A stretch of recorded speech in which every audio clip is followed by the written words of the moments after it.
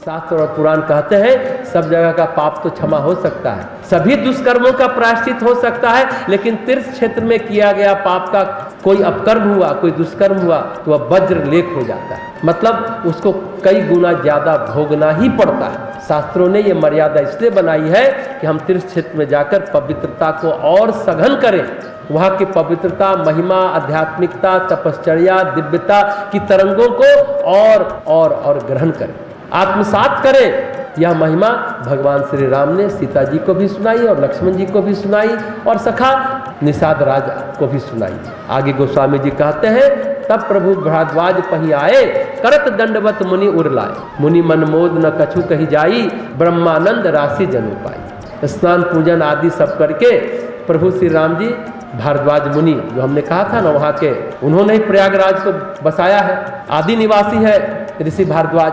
भगवान राम उनको दंडवत कर रहे हैं, ऋषि को, स्वयं अवतार है, विष्णु के अंश है, और वो ऋषि को दंडवत कर रहे हैं, प्रणिपात कर रहे हैं, प्रणाम कर रहे हैं, और मुनि उनको हृदय से लगा लेते हैं। और मुनि के आनंद तो उनका वर्णन नहीं है। गोस्वामी जी कहते हैं मुनि के मन का आनंद कुछ कहा ही नहीं जाता, मानो उन्हें ब्रह्मानंद की राशि मिल गई। भारद्वाज ऋषि को लगा कि परमेश्वर का साक्षात आनंद मिल गया। वो कहते, हे राम, आपसे मिल लिया, मेरे जीवन का सुफल मिल गया, जीवन साधना का फल मिल गया, प्रयागराज में रहने का फल मिल गया। तीर्थराज प्रयाग नहीं, हमारे सारे कर्मों का फल हमें दे दिया। ये कौन कह रहा है? ऋषि भारद्वाज कह रहे हैं। माघ महीने का 1 महीने का कल्पवास प्रयागराज में जितना फल देता है, जिसकी चर्चा हम लोग इतने दिनों से कर रहे हैं, पर भारद्वाज ऋषि तो हजारों वर्षों से प्रयागराज में वास कर रहे हैं, तो साकार और साक्षात राम उनको मिल जाता है। राम तो सबको मिले, राम तो अयोध्यावासियों को भी मिले, अयोध्यावासी भी राम को देख रहे हैं। राम को तो धोबी ने भी देखा था, पर किस रूप में देखा? जैसी जिसकी समझ है उस रूप में देखा। ध्यान देने की बात है, जैसे जिसकी समझ है, जिसका जो स्तर है, उसी स्तर से ही ना सोचेगा।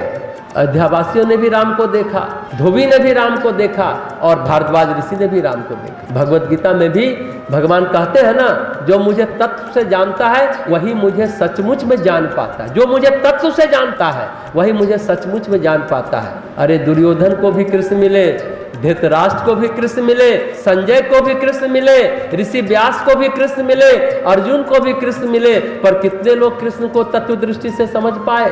तो कहते हैं ऋषि भारद्वाज ने हृदय के नेत्र से उनको देखा। हम लोग किस नजरिए से भगवान को देखते हैं, भगवती को देखते हैं? सभी लोग आते हैं यहाँ, सभी लोग किस नजर से आदि शक्ति जगत जननी प्रज्ञा की देवी माँ गायत्री का दर्शन करते हैं? सिर्फ स्थूल आंख से देखते हैं कि हृदय के नेत्र से देखते हैं? ये बहुत गहरी बात है। एक ही क्लास में 40 बच्चे होते हैं, सभी फर्स्ट नहीं करते, सभी लोग यज्ञ करते हैं, आहुति देते हैं, सभी लोग रुद्राभिषेक करते हैं, सभी लोग अनुष्ठान कर रहे हैं, सभी फर्स्ट नहीं करेंगे। जिसकी जो समझ है उसी स्तर का उनको बोध होगा, उसी तरह का उन्हें अनुदान वरदान भी मिलेगा। हम के कहाँ खड़े हैं, अपने को टटोलिएगा जरा कि हम कहाँ खड़े हैं। भारद्वाज ऋषि ने हृदय के नेत्र से देखा प्रयागराज की महिमा।